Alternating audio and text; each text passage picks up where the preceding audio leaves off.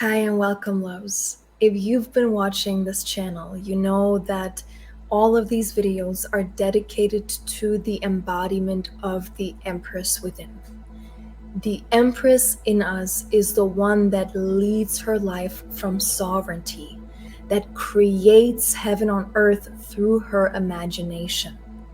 And so, of course, that comes with building an empire. Now, you cannot build an empire without a soul-fueled business. And so for probably all of you, spirituality does have a very important part in your life, or is a very important aspect in your life. Now, naturally, the Empress, who is in tune, in touch with her essence, is creating everything from her soul, from her spirituality as a backdrop. But now this is a big, big difference. And it's something I've seen with my friends. It's something I've seen with women I worked with in the past. I've seen within me. And this is the reason why this video is coming up today, because I had to go through a massive awakening around this. There's a difference. If spirituality fuels your endeavors and your business, or if spirituality is a big, big distraction for what you're creating and what you're building.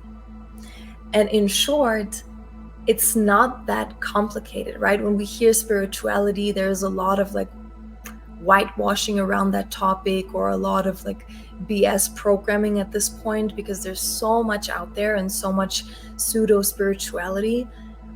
In its essence, to me, to make it really simple, it's simply the awareness that life is created through you and not around you.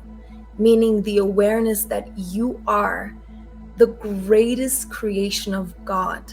It created an image of God, meaning you're a creator being. You're here to shape this planet, and you can create anything you want. And that's honestly as far as that goes. Everything else is whatever you make it. But to me, that's the essence of spirituality. And if spirituality isn't here to fuel your legacy, right? Fueling your purpose and fueling your path. And if it's taking away from it, or if it's derailing you, you might have found yourself in a distortion. And that's why we're making this video today. So this is going to be an interesting one, because I literally had this awakening around that topic just a couple days ago. Just with this eclipse window, there were a lot of things that came in.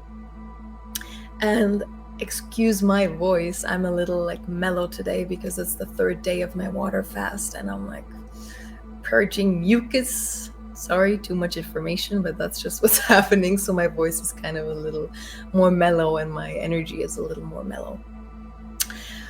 But let's get into it and why I'm mentioning this.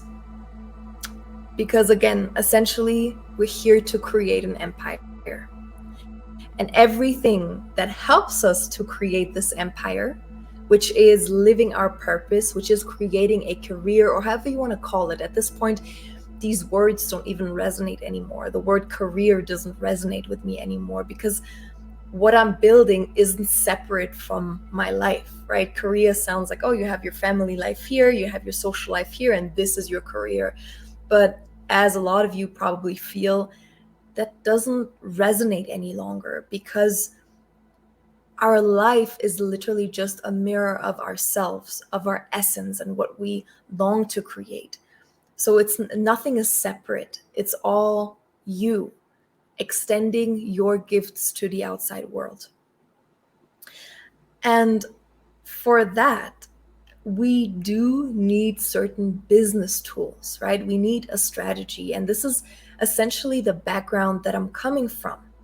I come from a business background. I studied business, well, not necessarily because it was my biggest passion, but because I knew that whatever I want to create, I need business as the foundation. So I come from this very strategic, very logical place, very business minded place. And I then moved to the US, right, 5 years ago. This is when I started to work in tech startups, which is probably what a lot of you don't know about me.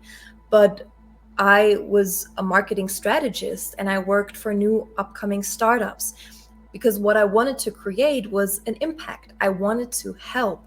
I wanted to actually serve humanity. Now, back then, I wasn't as deeply aware of my creator abilities. And so that's where the spiritual aspect was missing for me. But the aspect of me that wanted to be of service was always turned on. That was always there. I just didn't have the background that I needed for it. I didn't have the awareness that I needed to actually go to where I wanted to go. I was full of limiting beliefs, self-doubts, unworthiness, like all of it, like the whole programming buffet. I had it all. Like, God damn it. It was wild and it was painful. But I wanted to make an impact. And so I started to work with startups because I'm like, yo, I want to be a cogwheel in this creation. I don't want to just like go into an established company. I want to build something. And while I was building that, I realized, and these were, like companies in Silicon Valley that wanted to create mental health apps and stuff like that. So it was really stuff like that. Yeah. Mental health apps. That's basically what it was. The other one was a crypto wallet, which was a totally different story. But what I realized is, number one, they don't really know what they're doing. They're looking at mental health from a very, very compartmentalized space, which is not going to work. And they're just missing too much information. So this is when I left that whole scene and I'm like, I can create something that really helps people. This is when my spirit awakened to, I can create programs that truly will make an impact, not just like the superficial mental health approach, but like actually make an impact. And this is when my journey began. And I mean, simultaneously, there was a lot of things that ran in the background, but this is one aspect of it. This is why I'm sitting here. I wanted to make an impact. And so in the last 5 years, the spiritual awareness was always just meant to fuel my legacy, to fuel my creations. And what I realized was it became a distraction. Like I lost myself in a weird bubble that was highly distracting rather than fueling my creations. And if you truly want to serve humanity, your creations are applicable and what I call grounded. Like they're actually practical, they're easy to apply. And anything else is maybe a tiny little niche that is important for a tiny percentage of people, which is great. And these offers will be part of mine as well, right? Because there are people that I can go much, much deeper with than with maybe a larger percentage. But in general, if you want to serve people, it has to be applicable and it has to be grounded. And also grounded in strategy. And I realized within this last week, especially, that a lot of the things that I was doing were completely off the mark for the business-minded version of me. Like I completely ditched all strategy, I ditched all logic, and I was simply going with my intuition, which on one hand is beautiful, but I totally denied the value that is in the business-minded approach, in the strategy approach. And I just completely divorced myself from all of that. Of like, oh, I don't want to read that business book. I don't want to like create this lead magnet. I don't want to hear anything about a newsletter. Like, I don't want to do any of that. Like, I was completely denying that. I was just like, oh, I'm just going to wing it. I'm just going to make this because it's fun for me. And while this is beautiful, there's a reason why the strategy aspect is coming in right now. Because essentially, if you're really serious about what you're doing, that will be necessary at a certain point. So the new rule I have is for every spiritual book I read, I'll read a business book. And in the last 5 years, I haven't done that. Like, I completely divorced myself from the one that is actually the reason why we're sitting here. The one that wanted to make an impact, the one that wanted to be of service was the business-minded version of me. But I completely divorced myself from that because I mistook that for sleazy. I divorced myself from sales because it grossed me out how other people approach that. But essentially, sales is what's going to share your content with the world. And if you're in service to humanity, that's what you need. You need to find avenues on how to get yourself out there. Otherwise, you don't really care that much about humanity. And that's something I had to awaken to, and it was a big freaking wake-up call. And let me give you a little bit of my story on how that happened. Let me sip some tea first because my throat is a little clogged up. It's who motherfuckers, Wu-Tang motherfuckers. Yeah, we drink our herbal tea out of a Wu-Tang mug because you gotta keep it real. You gotta keep it real.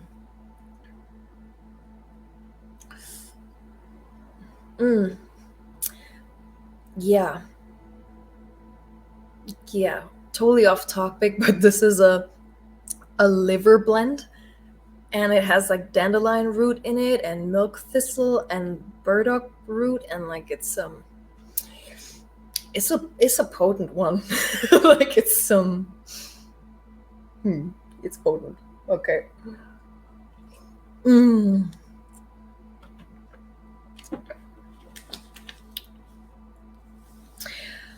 Okay. So what happened was I was at this women's circle, and I usually don't go to these things, and I live in Sedona, right? There's a lot of that out there. There's any spiritual path you can imagine you can find here, like the yogic path, kundalini, the shamanic path. Like it's just a melting pot of so many spiritual belief systems.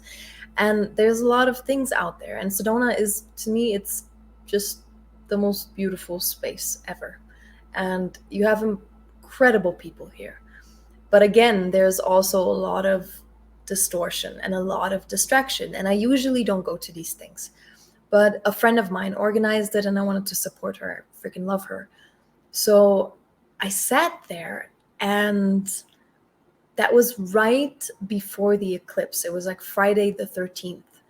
And as I sat there, and there was a sound healing going on, and there were maybe 20 women there, and something hit me. And it was a voice that talked through me, like internally. I didn't speak it out loud, but there was this moment of like, what the F are you doing here? Is this what you came here for? And my guidance comes through really strict. Like, if you've worked with me or if you know me personally, there is a very strict commander voice within my head. And it's very direct and it's very blunt. And I always sometimes I sometimes laugh when people talk about their guides, and I'm like, well, whatever voice that is that comes through, which feels like very much so of my essence, it is very strict.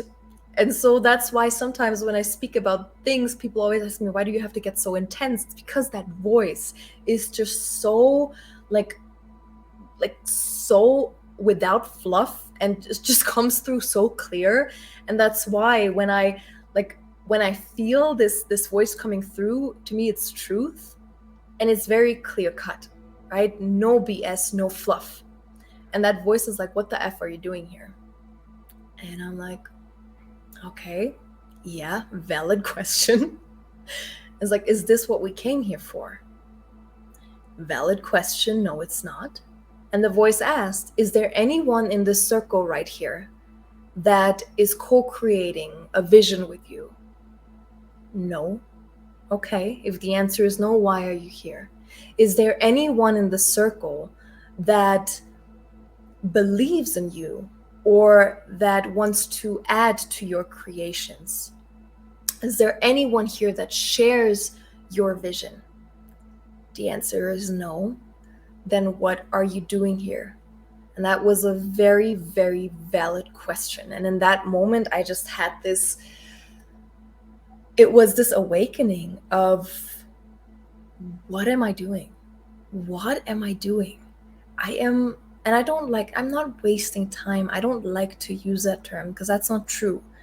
I wasn't wasting time, but I found myself in a bubble of illusion or delusion for almost 2 years now, and almost like 5 years, because again, certain things were important. I had to go through a death journey, I had to go through a healing journey, but especially the last 2 years, I've really found myself in a delusion.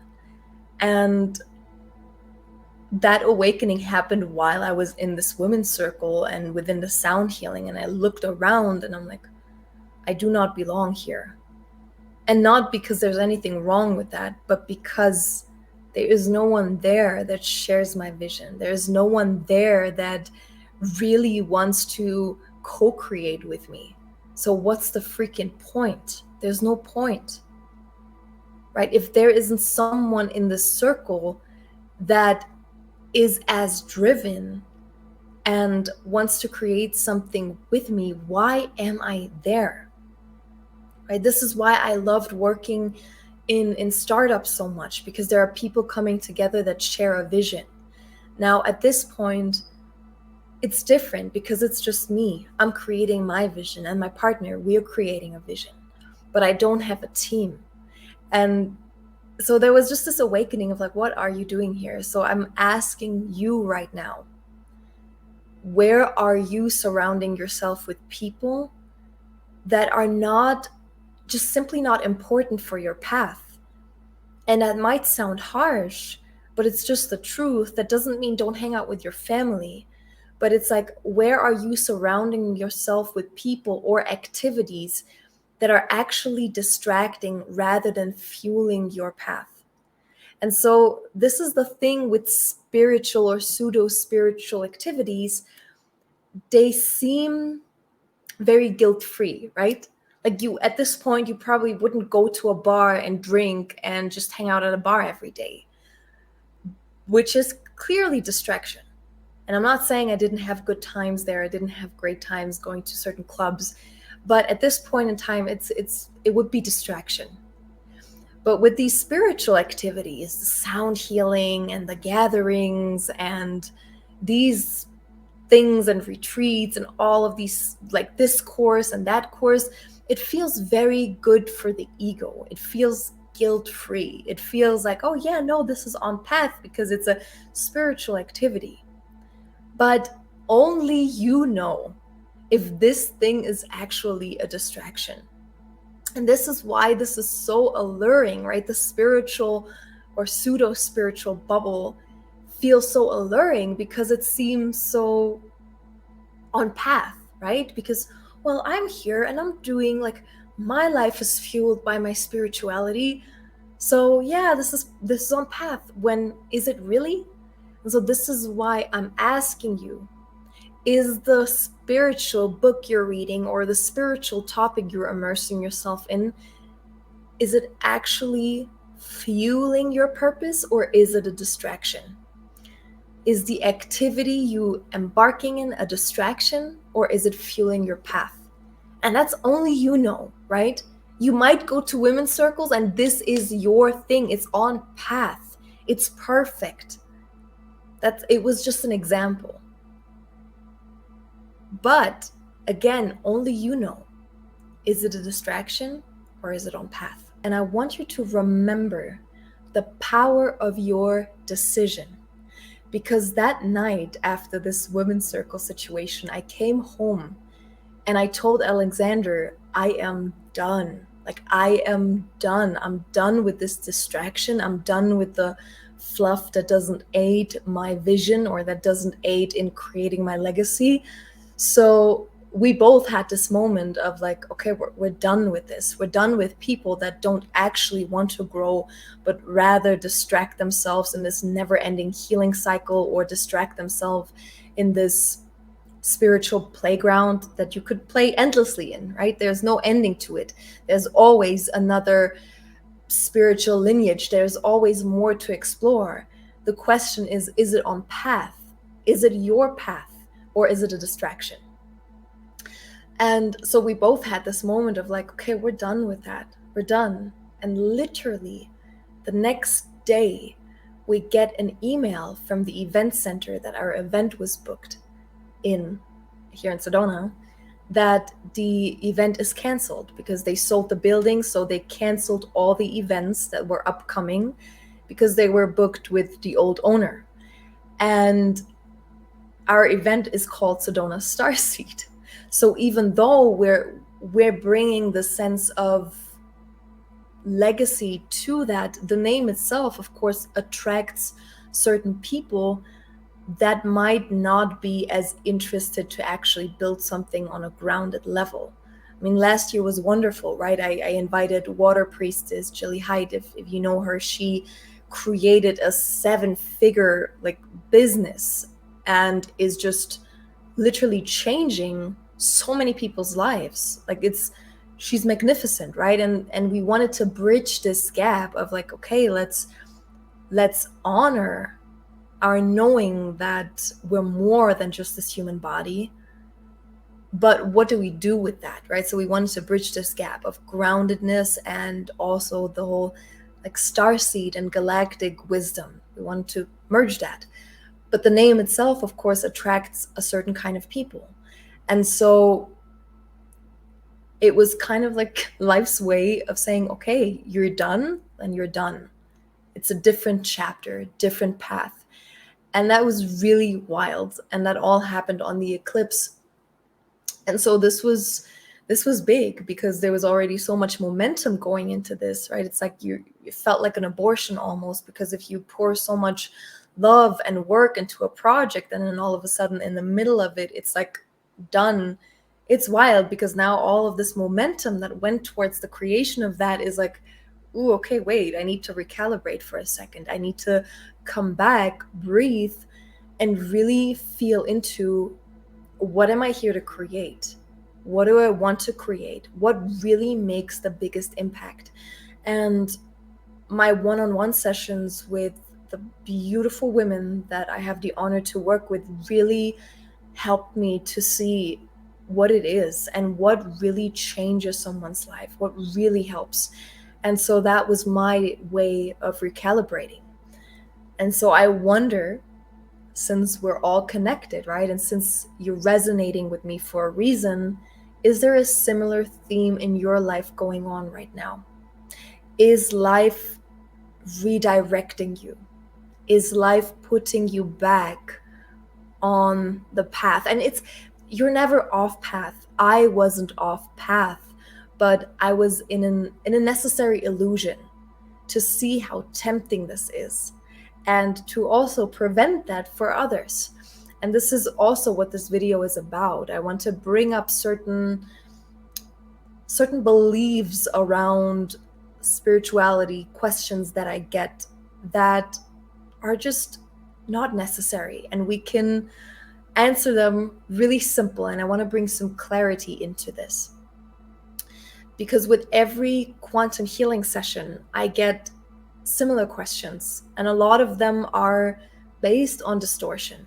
And while YouTube is beautiful, right? YouTube is, I love the platform. I love social media. In the same vein, it is creating a lot of confusion, because especially with energetic wisdom, spiritual wisdom, certain things are meant for you at a certain point in your time.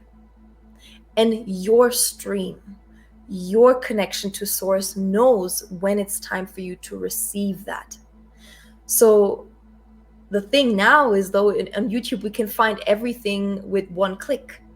And oftentimes people read about certain concepts or receive certain words that weren't meant for them at this time. And that's a lot of times what happens in my quantum healing sessions. People come in and they say things like, oh, I'm so new to this. No, honey, you're not new to this. You're an ancient creator being. Maybe your conscious mind needs a little bit of time to remember that, but you're not new to this. And so anytime we think we have to ingest this mental wisdom, it might be a distraction. And I want us to visualize this as this 100-mile desert walk, right? And after mile 100, there is actually your paradise, this Garden of Eden, the actual truth, you living your essence, right? The creation of your dreams. And somewhere around mile 90, there's this playground, and it has fun things to dive into, and there are people, and there are even juice shops. And after 90 miles in the desert, you're like, I need a juice. So you're hanging out there, and it's fun, and there's a nice bed to sleep in, and you can dance, and you can sing, and it's great. And you're there now. And when you got there, you thought, I arrived, I'm here, I made it. But after like the third day, the fourth day, the fifth day, you're like, yeah, this is really great, but something's missing. But this is the point. A lot of people get stuck in this playground when just 10 miles ahead, there is the actual paradise. There is actually your creation. And that's the thing with spirituality. I almost feel like it's a big distraction. Now, I don't want to go into this whole like this is planned and this whole 5D disillusional state of being. Whatever, it doesn't really matter. Fact is, the only question you have to ask yourself, is it actually aiding me in my path, or is it derailing me? And it's very easy, right, after 90 miles in the desert to just get stuck in this, because you're like, damn, I was thirsty. There's juice here. It's really great.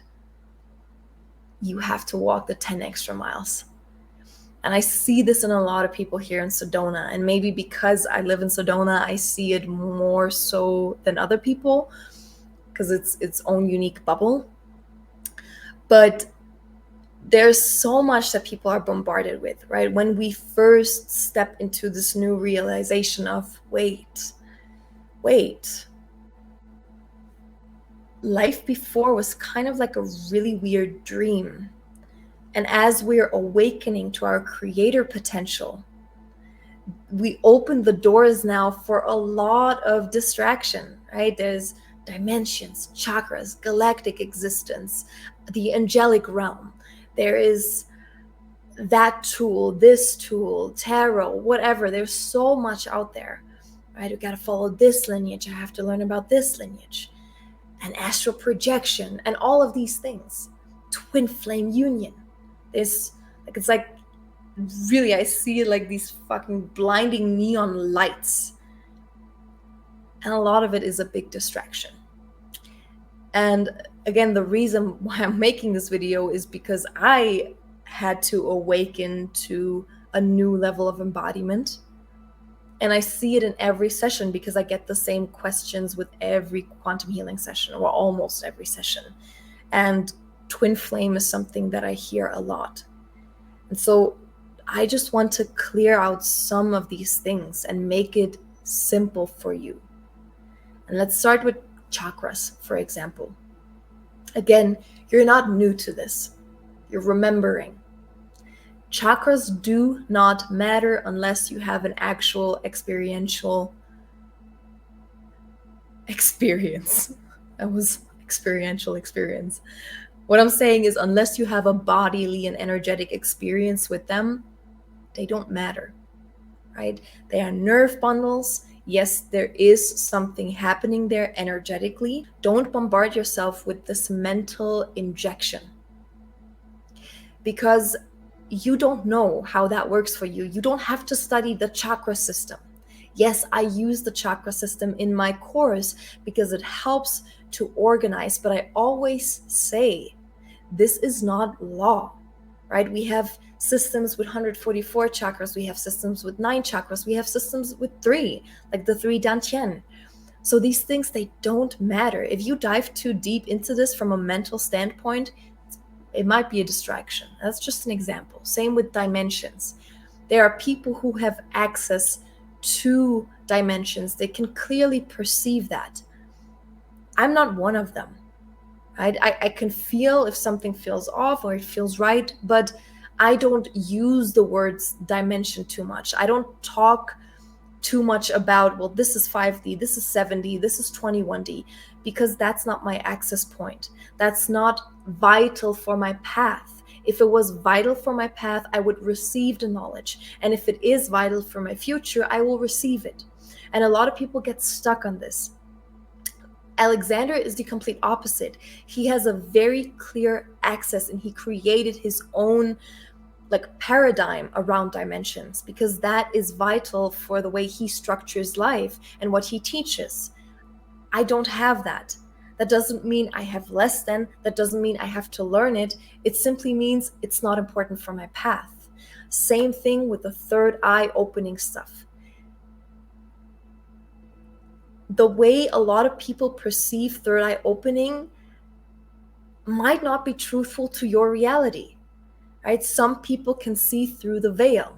Some people open that with certain drugs or the overuse of drugs. And some people who can see through the veil bring their uncleared distortions with them. So it should never be your goal to open your third eye in drastical manners. It will happen naturally. Same with Kundalini rising. Some people expect this burst of energy and all of a sudden you're awakened. That's not what happens for most people. That happens for some. And honestly, it's not always fun. Like, I have a dear, dear brother of mine that literally forgot who he was because his Kundalini opened so drastically. And at this point, he's warning people about certain practices because you want it to be graceful. You want it to be in time with your evolution. You don't have to force channels open. It's graceful.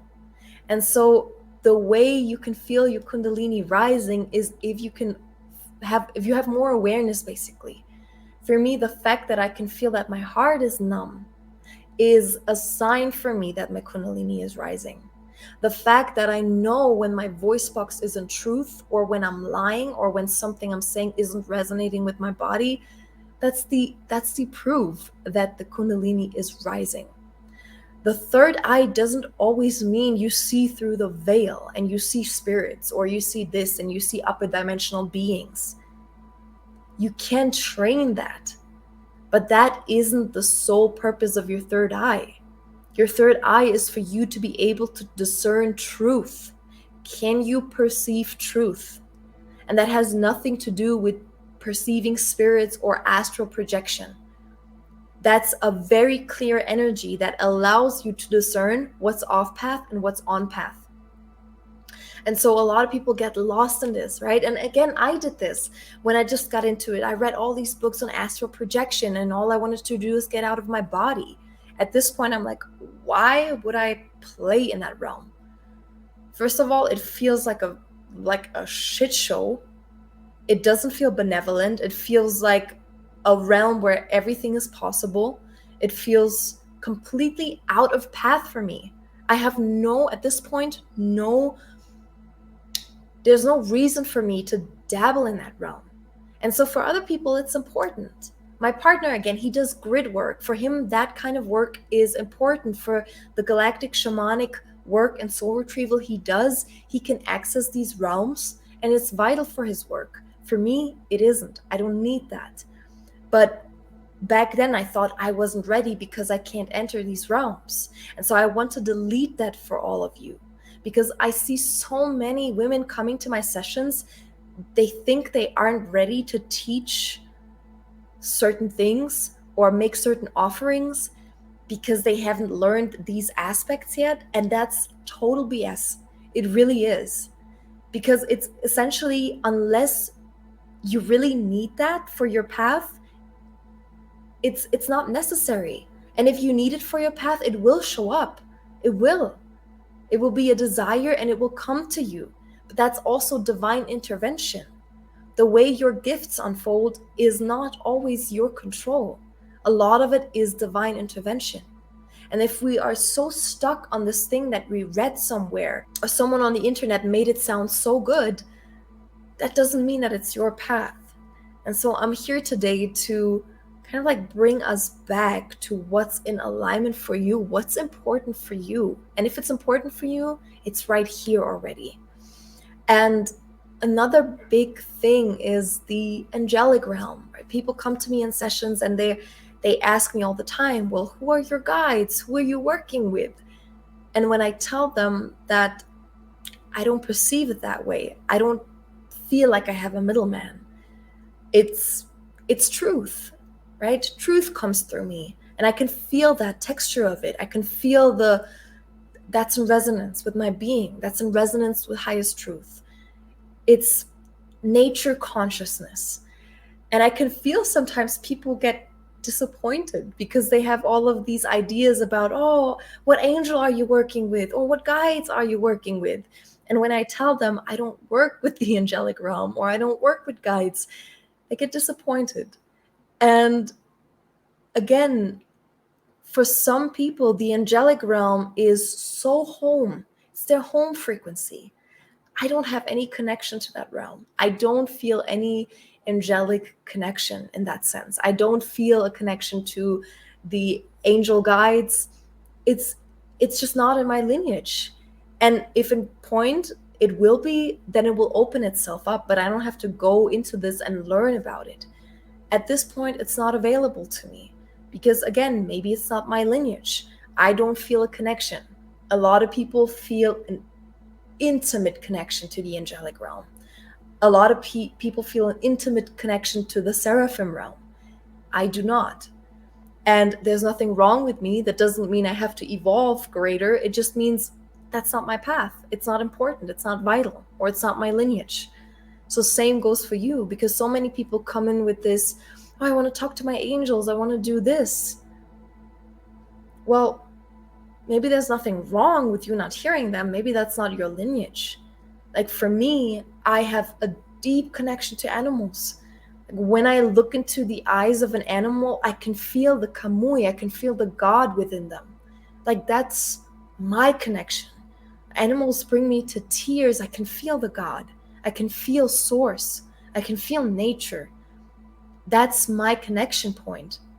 I didn't have to learn this. I didn't have to mentally take notes on this or read books about this. It's just there because it's natural for me, because it's my lineage. It's in my DNA.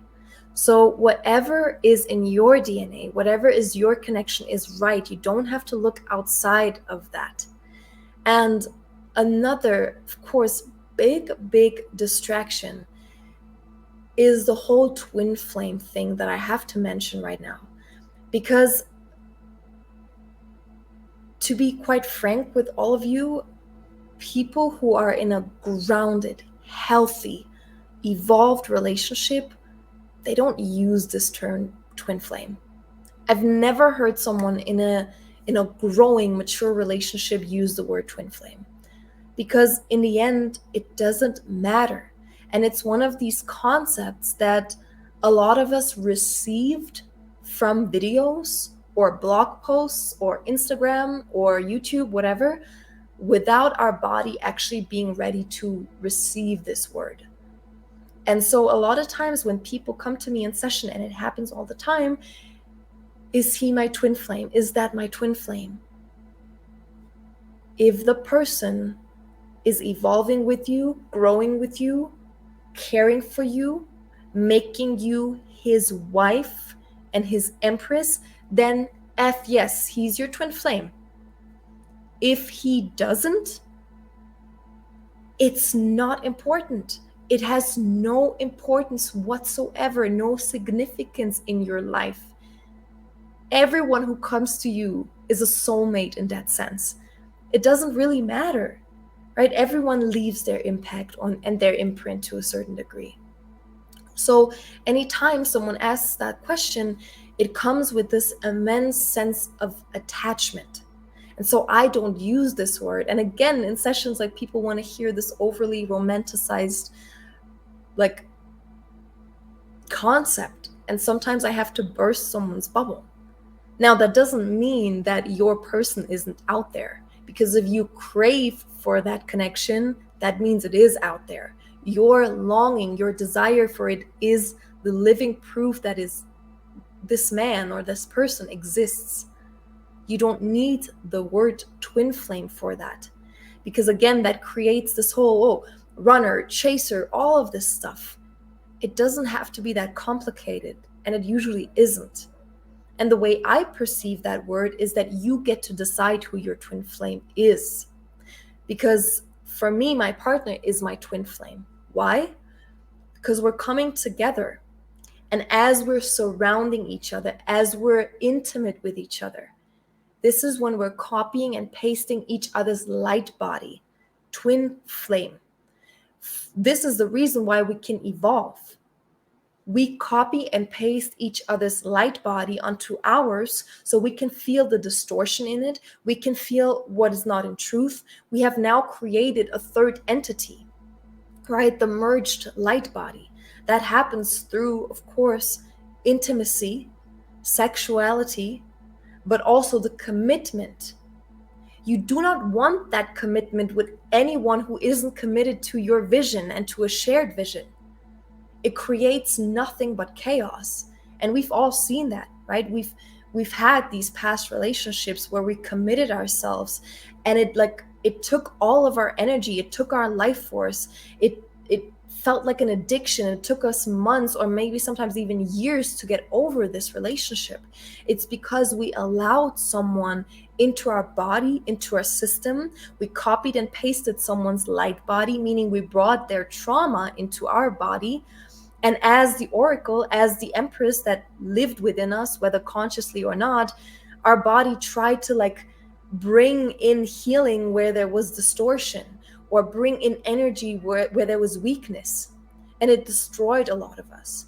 So this whole twin flame concept, I see it destroy more people than actually bringing light. Now, the only positive is that people believe in love, which is beautiful, because there will always be your person.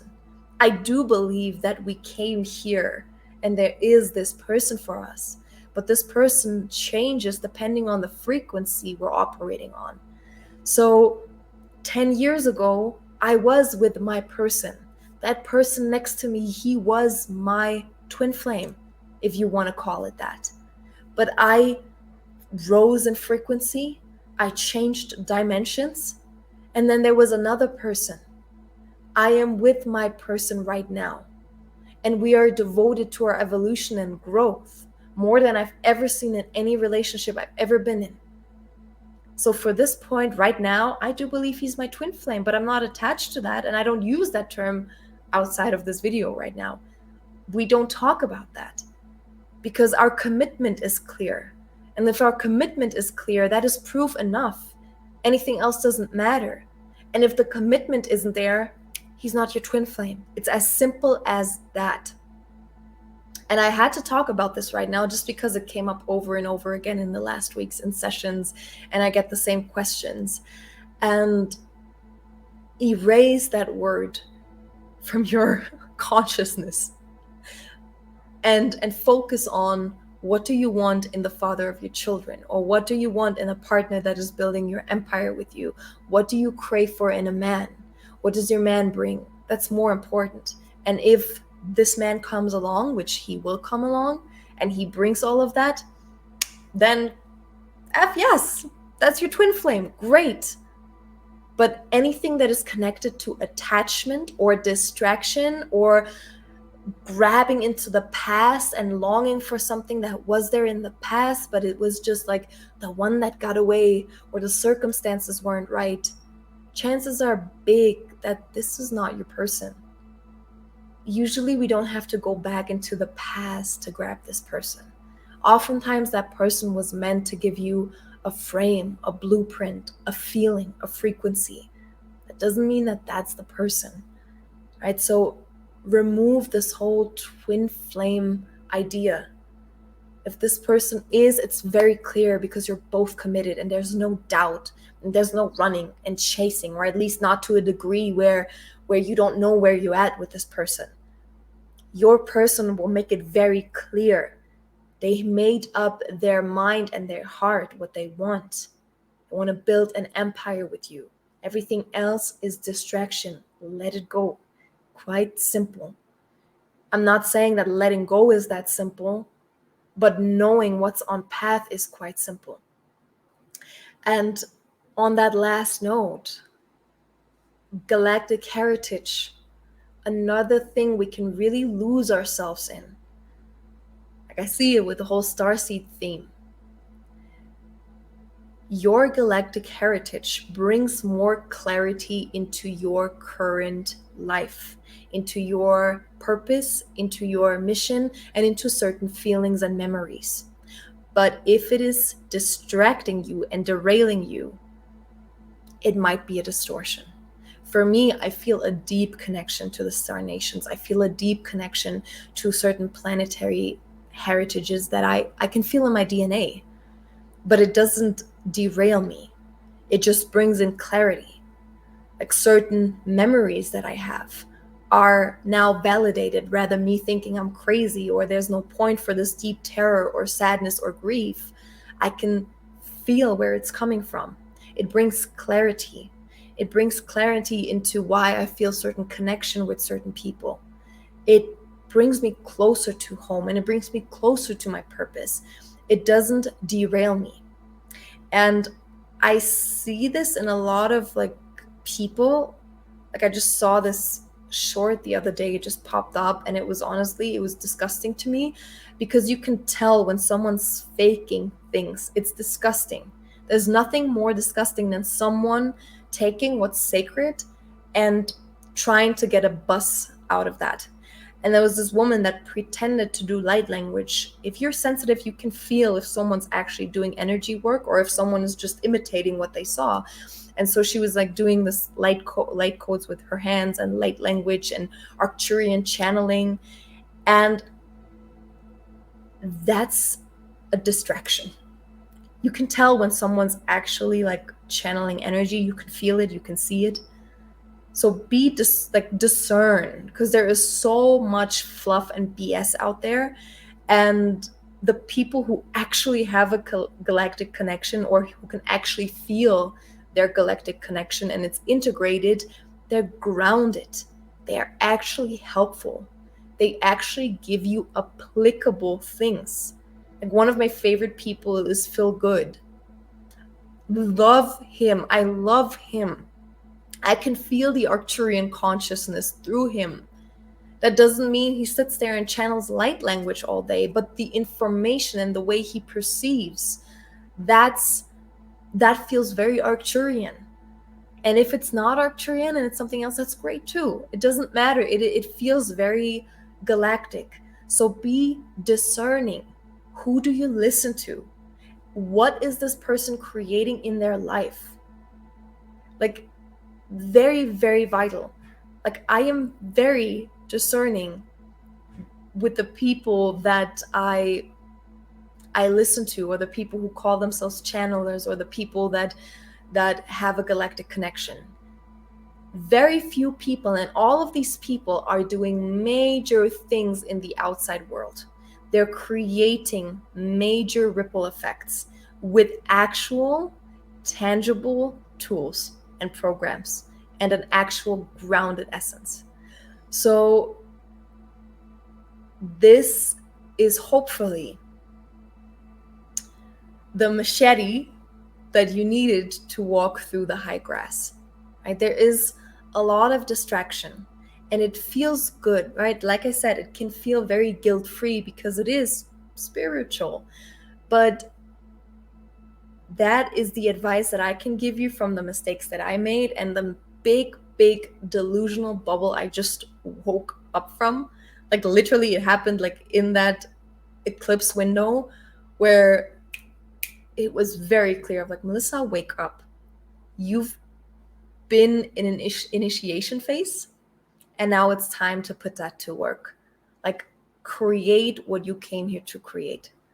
So I'm sure there's something in your life where you're getting a similar message. I love you so much. And there is the mastermind opening on November 22. I really recommend you to join. If you resonate with my content, if you resonate with my being, this will be the all-inclusive, encompassing mastermind. I know I put a video out there on what's part of it. I will basically create all of my courses because it's a 9-month container. I will create all of my courses that will come out in this container. So you will basically have access to everything I will create that is not only connected to the 9 months, but it's beyond that. So everything that will come through, you will be a part of that. So if you feel connected, if you feel like there is a big evolution happening and you need assistance or you want a community, you want this round table and you want mature, grounded energy, because all of the women that are in are very purpose driven. And yet, again, they're ancient souls, but they're not lost in this spiritual fluff. They're actually driven women. If you feel that call, connect with me. We'll make that happen. It's going to be a really special container. I can really feel that. And it's, again, I'm creating something outside of me. So a part of me is like the video that I put out and the ideas that I had is like one thing. But the moment you create this container, which is now the mastermind, it's now a separate entity, there's an energy coming in that I can feel of like, ooh, this is going to be big. And the women in there are also like, yo, I can feel this potency, like something big's gonna happen. And again, I don't know how exactly it's going to look like. I just know it's going to be potent just because of also the women that are already in there and the magic that happened with me and them, the evolution that already happened with me and them. So we got you. If you feel like you have to be there, you can pay in full, you can pay with PayPal, like there's always a payment plan, and you can also contact me and pay monthly. If you're meant to be there, we'll make it work. This is a big chance because again, in the next 9 months, I will put all of my work, all of my courses that I'm creating into this container. So you will get access to everything that I'm creating in these 9 months. And I'm ready. Like I'm dedicated. It took me 5 years to be at this point. I'm ready now to pack what I learned into a program that can really help and assist. So if you feel the call, it would be an honor to have you there. I love you all from the depth of my heart, and the bottom and the top and all the sides. Like Alexander would say, I love you.